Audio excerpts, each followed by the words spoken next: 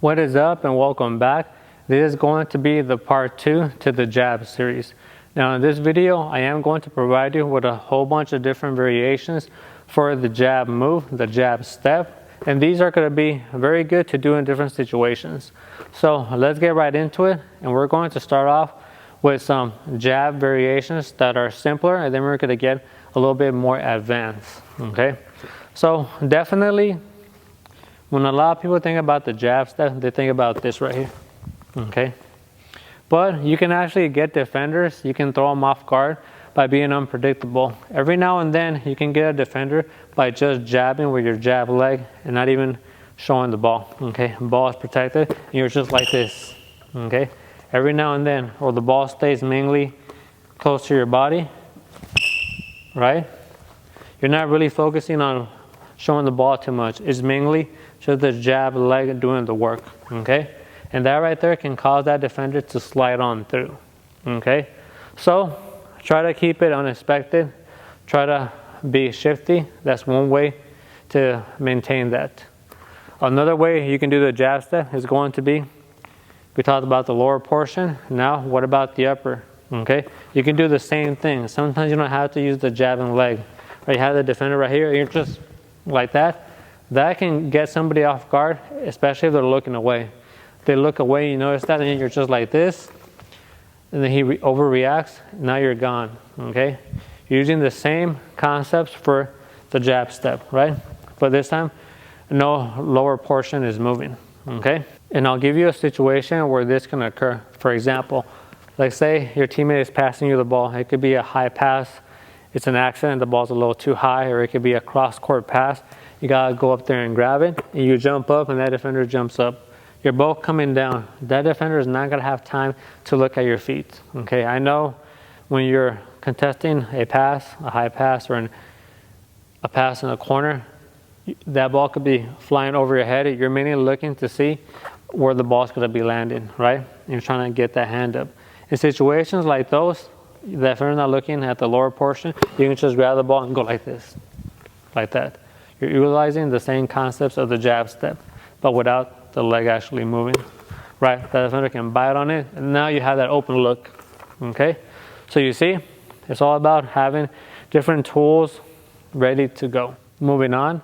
So the next movement I want to show you is going to be called, I like to call it the tap and jab, but it can also be called the pause and then you jab, so pause and jab, or even I've heard some people call it the half jab, okay? So it's just different names for the same move.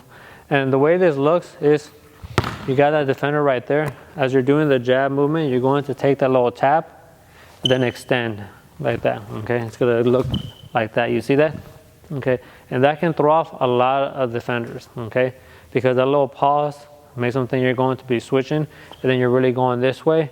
Then they try to overcompensate, and now they're out of balance, and you're gone, okay? So I'll show you what that looks like in real time. You see that right there? Let's try to keep the ball a little bit closer, like that, you see? So that right there is going to work very good. It can really get that defender sliding, committing to that fake drive, okay? We said the tap and jab. And lastly, everything I showed you so far, it really is you as the offensive player facing up, okay? You're facing up. And a lot of players do think that when they do a jab step, it's always going to be facing up. But you can actually do the jab step in difficult situations where that defender is playing that real up and close and personal defense. And in those situations, you're not going to have the opportunity to raise the ball over them because they have one hand in this area. And then with their leg, they're blocking off that ball movement coming through, okay? So they're blocking off the down low movement, and then we talked about the high movement. Their hip might be next to your hip, so you pretty much got nothing to slide on through, okay? In those situations, you can back that defender up like that, protect the ball. And here where I see a lot of players never use this, you can jab with your back towards the defender. It doesn't have to be always facing up. You can be with your back, and then like that. Same concept, right?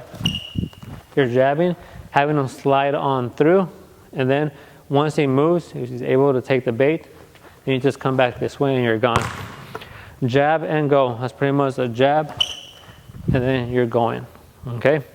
So, right there, you're not really going to use the ball as deception, right? Because he can't even see the ball. Okay, you can't really see it when you're jabbing him with the ball and he can see it. You can use it to sell the drive like we talked about in the tutorial, the jab series, right? But right here, he can't see it because your body's mainly going to be blocking the ball.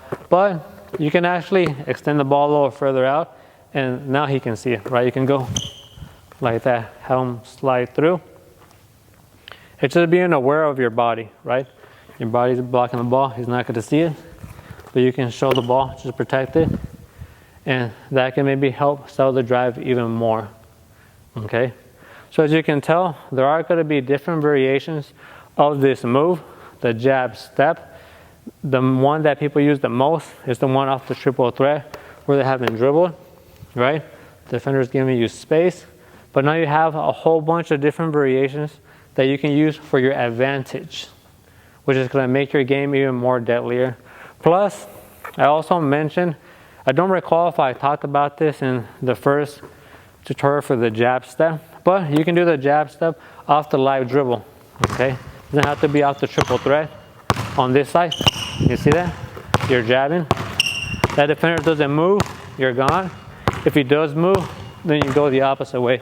Jab and go. Or on the left side, right? You can have the ball on this left side. You see that? Okay. So there is many possibilities with this move. Ultimately, it's going to come down to your creativity, how you can read that defender, all the possibilities that can come up to your mind, right? And that's going to make you the most successful. And practice all these variations. You never know when you're going to need them. So there you have it, the jab variations for this video. It is technically the part 2. Make sure you like and sub, and we're going to keep trying to have this helpful information for everybody. Until then, peace.